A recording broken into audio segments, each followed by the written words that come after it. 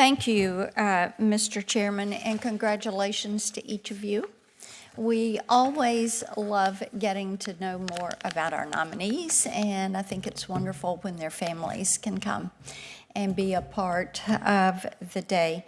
Mr. Ephraim, I want to come to you. I know you're aware of the circumstances around Michael Delaney's withdrawal for his nomination, and of course, the fact that he had used those hardball tactics against a minor girl who was a victim of sexual assault and chose to report it and chose to go forward with that prosecution, and the fact that he chose to name, to shame, and to really humiliate her is something that this panel objected to, and he did withdraw. And I was hopeful that we were going to see that the White House would bring us nominees that did not have questions. And I know you've talked a little bit about the Smith case, and I will get to that. I do want to go first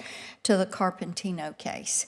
This really disturbed me. And I'll say it really disappointed me. So do you recall that case? Yes, Senator. Okay. Now, that case, for my colleagues, so that they're aware, this man kidnapped a child and took her to an abandoned motel in Vermont, and then he raped her. But it was not the first time that he had abused children.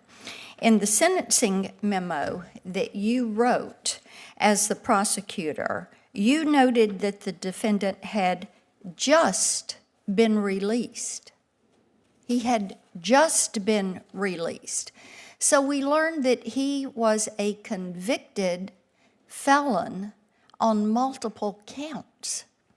So he had just been released from a 13-year prison sentence for sexually assaulting minors. Now, he repeatedly stripped his victims naked and attempted to sexually assault them while they tried to push him off. In one case, he smothered a little girl with a pillow while he raped her. In another case, he got so violent that he punched the victim in the face. By your own account, he was a sexual predator who was a clear and present danger to children in the community. Despite all of this, you still recommended a sentence far below the probation officer's suggested guidelines. Isn't that correct?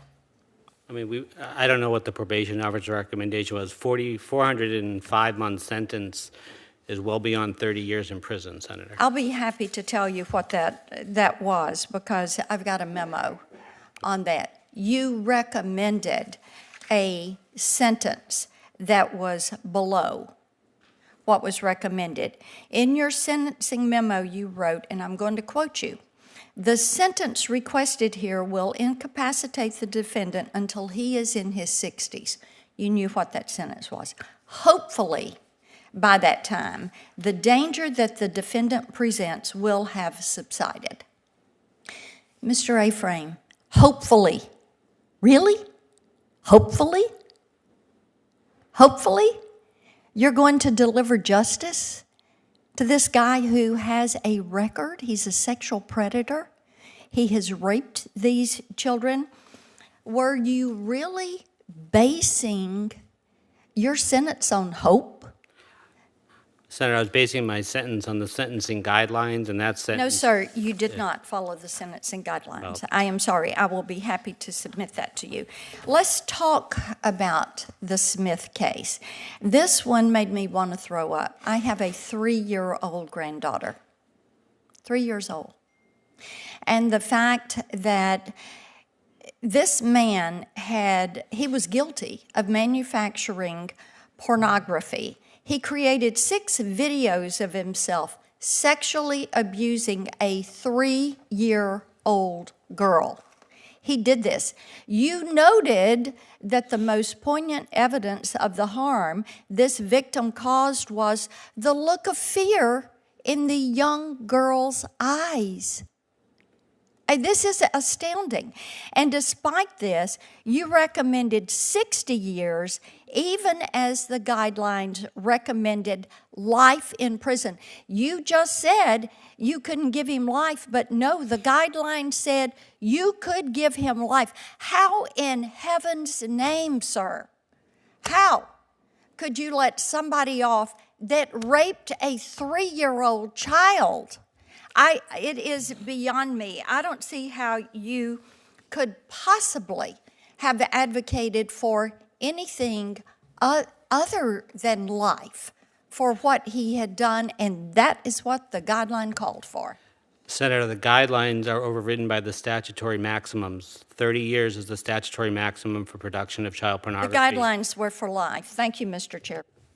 Do you want to finish the sentence? Sure, Senator. The guidelines provide a sentence, but ultimately what controls are the statutes, and the statutes are 30 years for each kind of child pornography production. He was convicted of 2 counts.